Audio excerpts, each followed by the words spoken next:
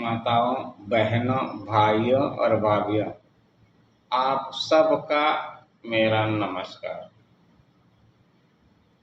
उम्मीद है आप सब लोग खुश होंगे और आनंदमय जीवन जी रहे होंगे। जीवन तो संघर्ष है, लेकिन इसे जीना जो है ना, आनंद पूर्वक। हम जिस दृष्टि से देखते हैं हमारा जीवन, या जो कुछ भी हम जिस नज़र से देखते हैं, हमें वो वैसा ही नज़र आता है। हम अगर खुद को बेचारा, लाचार, मजबूर, बेसहारा अगर समझते हैं, तो हमारे बाहर की दुनिया में हमें हर कोई डराता है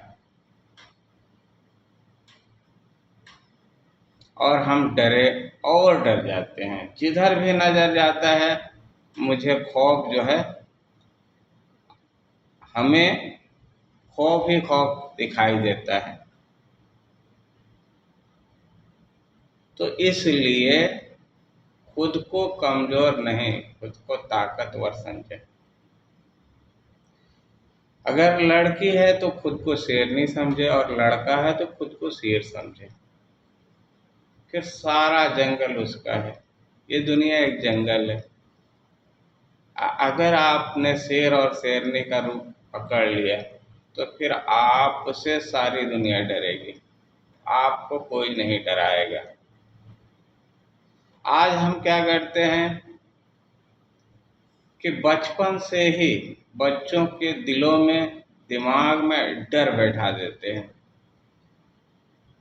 जो कुछ भी कहते हैं ना कि मत रो बेटा, गब्बर आ जाएगा। इसका मतलब क्या है?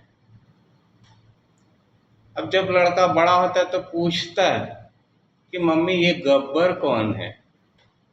उस टाइम तो चुप हो जाता है, पता नहीं कैसा खौफनाक चीज है ये गब्बर, ऐसा ना हो कि आके मुझे खा जाए। चलिए दूसरी बात बताते हैं। जब छोटा बच्चा होता है तभी इसको स्कूल में डाल देते हैं। अब जब तक वो स्कूल से वापस नहीं आता है तब तक हम परेशान रहते हैं। एक तो ले जाते हैं उसको स्कूल, छोड़ के आते हैं, जल्दी जल्दी सुबह उठते हैं, नाश्ता बनाते हैं और उसको पहुंचा के आते हैं। और जब तक वो आ नहीं जाता तब तक परेशान रहते हैं। फिर जाके उसको ले आते हैं तो फिर परेशान होते हैं। उसको बनाना है, खिलाना है, रखना है, उठाना है, बैठाना है। ठीक है, ये सिलसिला 4 से 5 साल तक चलता है। ये सारी बातें जो है बच्चा जो है नोट करता है, उसकी मेमोरी में फिट होते चली जाती है।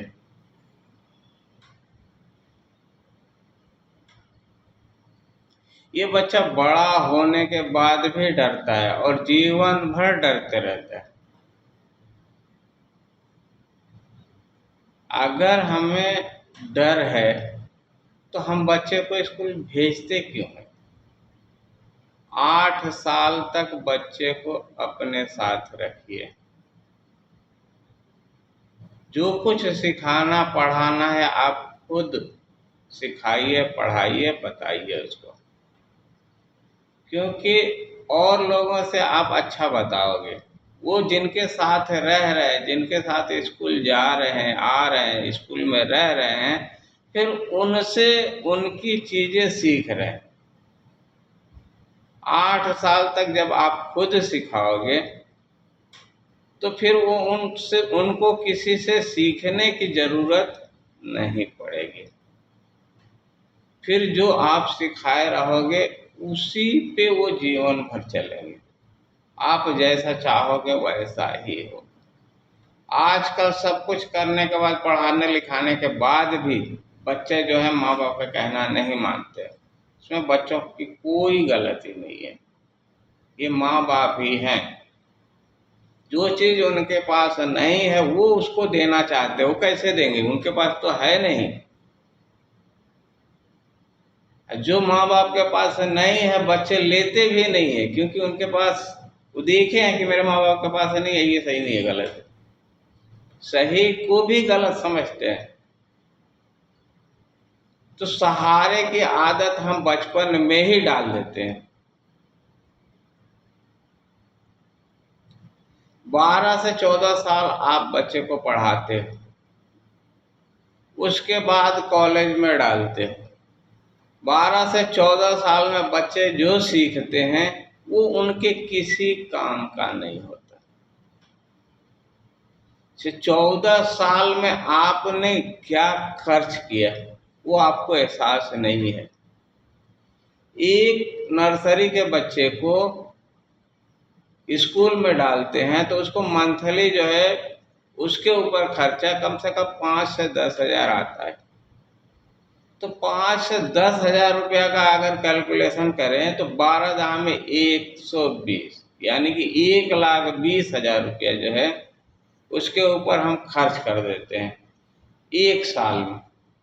तो 4 साल में उसके पास कितना ऊपर, 4 साल में मतलब 4,80,000 रुपया उसके ऊपर खर्च कर दिए, अपनी पूरी एनर्जी उसको दे दिए। उसके बाद उसका 1 क्लास में जो है एडमिशन होता है। फिर 12 साल अपनी एनर्जी पूरी देते हैं, अपना पूरा पैसा खर्चा करते हैं। 4, 8, 12 यानी कि लगभग 15 लाख रुपया आपका खर्च हो जाता है। आपको मिलता क्या है? सिर्फ नंबर। बच्चे को क्या मिलता है? कुछ नहीं मिलता है। वो बच्चा आपको नंबर दे देता है और बच्चा फ्री हो जाता है और मुझे मम्मी को नंबर चाहिए, मम्मी को दे दिया। अब सिलसिला चालू होता है कॉलेज का। कॉलेज में जाने के लिए भी खर्चा चाहिए, वहाँ पे रहने के लिए भी चाहिए और पढ़ाई के लिए भी चाहिए। अब माँ बाप के पास इतना नहीं होता है कि वो उसको दे सके। बस उसको मिलता क्या है? सिर्फ कॉलेज की फीस, किताब के पैसे, यहाँ तक कि पॉकेट खर्चा भी नहीं मिलता, जबकि उसके पहले कुछ ना कुछ तो मिलता है। अब वो आपको क्या लगता है वो बच्चा आगे जाके ग्रो करेगा? वो बार बार मुड़ के पीछे देखेगा, मेरा तो वही दिन अच्छे थे जो ना कोई टेंशन, ना कोई चीज का फिक्र, खाना भी मिलता था और मौज मस्ती भी थी और पैसे भी मिलते थे। यहाँ जाके तो दिन रात हमें पढ़ना पड़ रहा है और घर से भी कुछ नहीं मिल रहा। थोड़े दिन जाके वो पढ़ाई छोड़ देते हैं। इसमें से मान लीजिए कि 20% अगर पढ़ भी लिए तो जब आगे जाते हैं तो उनके खर्चे इतने बढ़ जाते हैं कि वो पीछे बैकअप में देने के लिए तैयार नहीं होते। अब उनको लगता है कि मैंने इतनी मेहनत से कमाई है, ये पैसे मैं क्यों खर्च करूं। जिनके 4 बच्चे हैं, माँ बाप जो है अकेले 4 बच्चे को पाल लेते हैं, लेकिन 4 बच्चे मिल के माँ बाप को नहीं पाल पाते।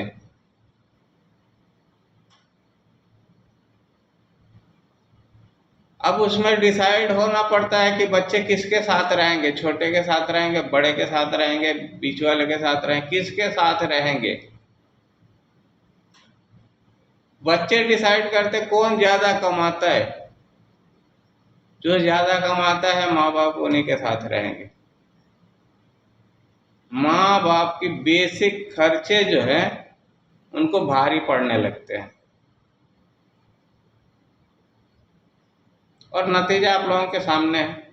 उसके आगे क्या होता है, पीछे क्या होता है, सबको पता है। तो हमारा काम है आपका ध्यान वहां तक ले जाना कि कहाँ गलती हो रही है।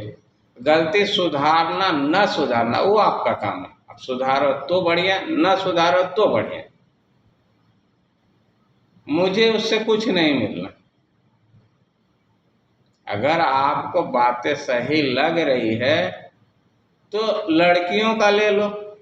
कहते हैं ना स्कूल में सेफ है ना हॉस्पिटल में सेफ है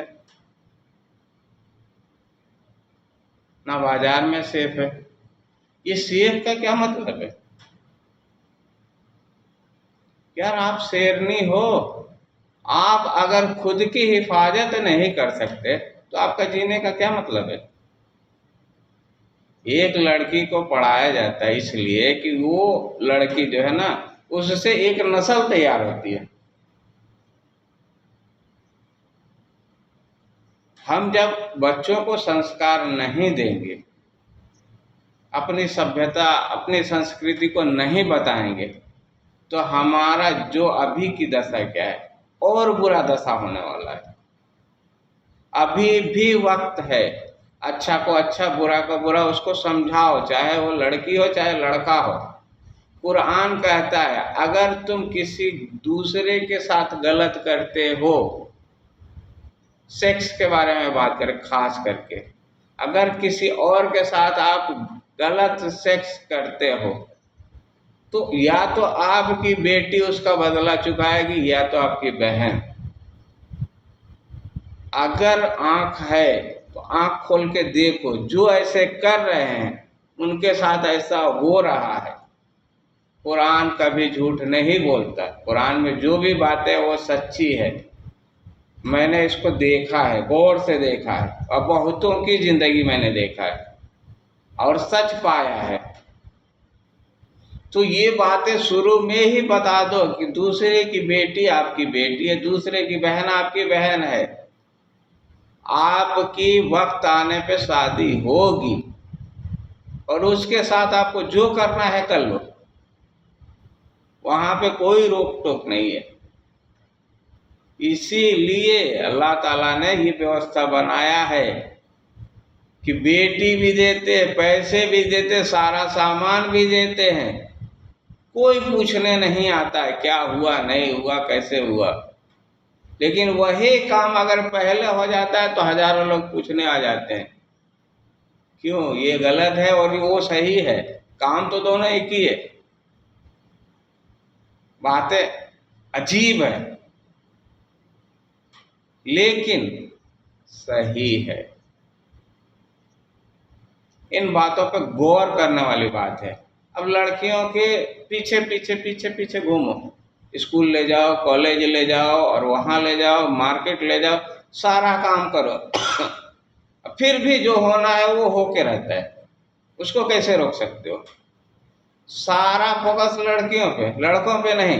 लड़के गलत करते हैं और लड़कियों पे पड़ता है। लड़कों को भी संभालो ना। लड़कियों के अच्छा बुरा कुरान की तालीम तो सबको, अगर आप मुसलमान हो तो आप अपने बच्चों को कुरान की तालीम दो। अगर जिसने उसकी तालीम पा ली उससे गलत हो ही नहीं सकता, वो गलती कर ही नहीं सकता। कुरान पढ़ लेना बड़ी बात नहीं, कुरान को समझ लेना बड़ी बात है। अगर कुरान को पढ़ के समझ लिए ना तो आप पूरी बॉडी के साथ मेराज में जा सकते हो। रसूलुल्लाह सल्लल्लाहु अलैहि वसल्लम ने करके दिखाया है ये बात। कुरान में 3 इल्म है, एक तो रसूलुल्लाह के लिए खुद है और एक कुछ खास लोगों के लिए और एक जो है आम लोगों के लिए है। तो अगर आप आम हो तो अपने लिए ढूंढो कि तुम्हारे लिए कुरान में क्या लिखा है। जो खास लोग हैं वो अपने लिए ढूंढें। रसूलुल्लाह सल्लल्लाहु अलैहि वसल्लम तो खैर उनके लिए जो था वो उनको पता ही था। तो 2-3 इल्म है उसमें। अब हम नमाज पढ़ते हैं तो उसमें हम किन बातों को पढ़ते हैं? अपने लिए जो हमारे लिए उतरा है उसको पढ़ते हैं या खास लोगों के लिए उतरा है उसको पढ़ते हैं या रसूलुल्लाह सल्लल्लाहु अलैहि वसल्लम के लिए उतरा है उसको पढ़ते हैं? हम पढ़ते क्या है?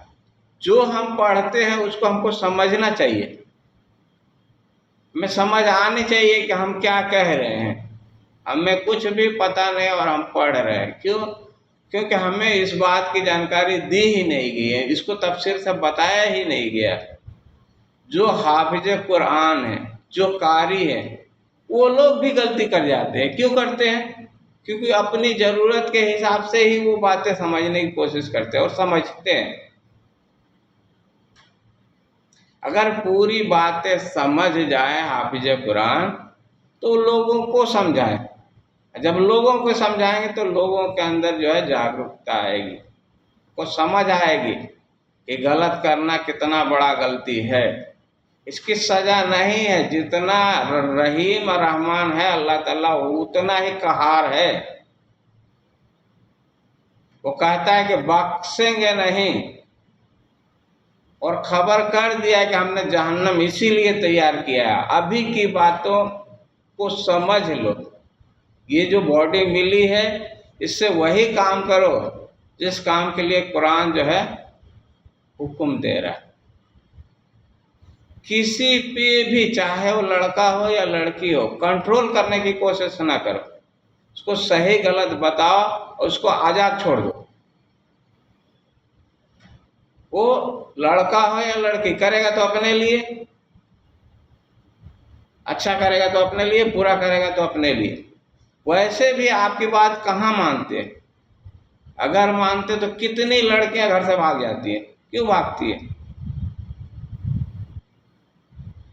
क्योंकि घर उनको जेल लगता है। अपनी बातें तुमसे नहीं कहते, अपने माँ बाप से नहीं कह सकते, भाई बहन से नहीं कह सकते, किसी और से कहते हैं। जिससे कहते हैं वो समझता है, वो अपनी बात उसको कहता है, वो बात अपनी उसको कहता है। दोनों एक दूसरे को समझते हैं, उनकी ट्यूनिंग मिलती है। कहते हैं कि दुनिया जाए भाड़ में, चलो हम लोग चलते हैं, और निकल लेते हैं।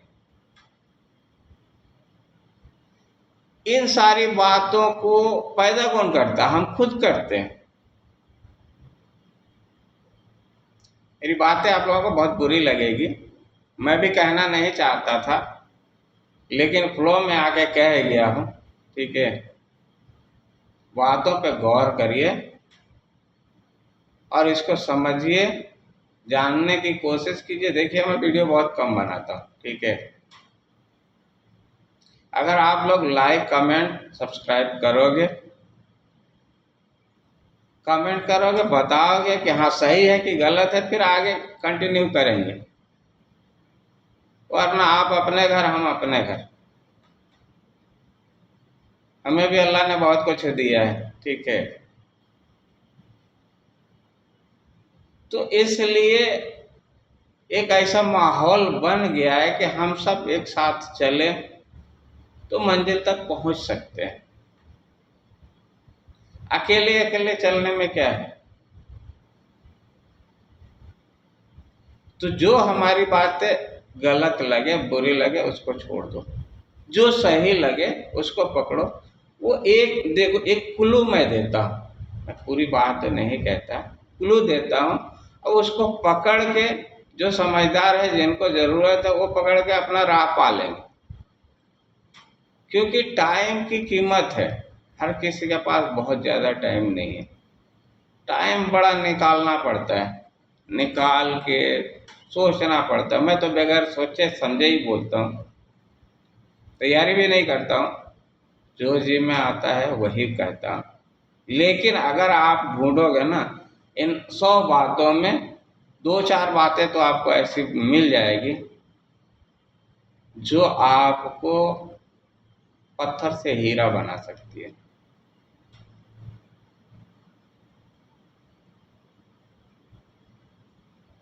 तो अपने बच्चों को सही गाइड करो, ठीक है।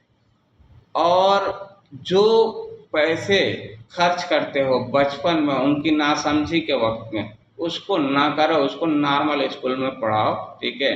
इंटर के बाद जितना दम है अपना दम लगा दो। अगर आप चाहते हो, देखो पेड़ पौधों को शुरुआत में पानी देना पड़ता है, खाद देना पड़ता है। ये बच्चे हैं, बच्चों को स्टार्टिंग में स्लो मोशन में लेके चलो, ठीक है। ज़्यादा प्रेशर ना दो। जब वो बड़े हो जाए, समझदार हो जाए, फिर इनको प्रेशर दो, इनको क्या करना है, इनको टारगेट दे दो, उस टारगेट को ये कबूल करते हैं तो ये उनकी जिम्मेदारी बनती है कि वो उसको पूरा करे। और वो उनके लिए, खुद के लिए होता है। जब तक आदमी समझता नहीं है तब तक आदमी करता नहीं है।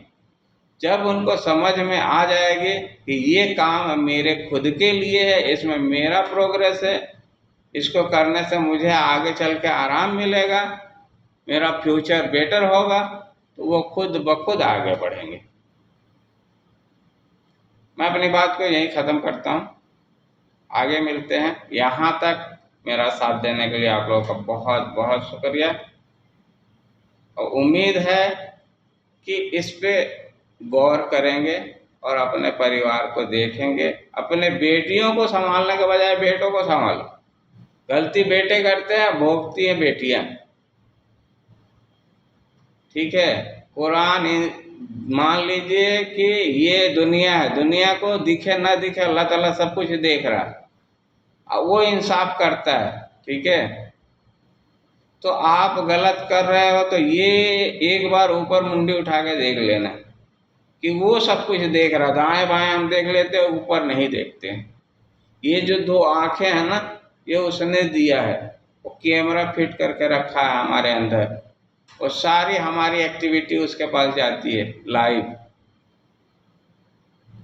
अब इतना होने के बाद भी हमारे दिल में खौफ नहीं होता है, डर नहीं होता है उसके प्रति, तो सोच लीजिए हम जन्नत में जाएंगे कि जहन्नुम में जाएंगे। क्योंकि हमारा कर्तव्य ही, हम जो कर रहे हैं वही जो है ना हमें लेके जाने वाला है। तो जो भी करिए सोच समझ के कीजिए, जो करिए अच्छा कीजिए, सबका भला तो आपका भी भला। अगर आप किसी का बुरा सोचते हो तो सबसे पहले आपका खुद का बुरा होता है, वो दिखता नहीं है, वो आगे जाके पता चलता है। ठीक है, तो बुरा न सोचो, बुरा जो देखन में चला बुरा न मिलिए कोई, जो दिल खोजो आप ना, मुझसे बुरा न कोई।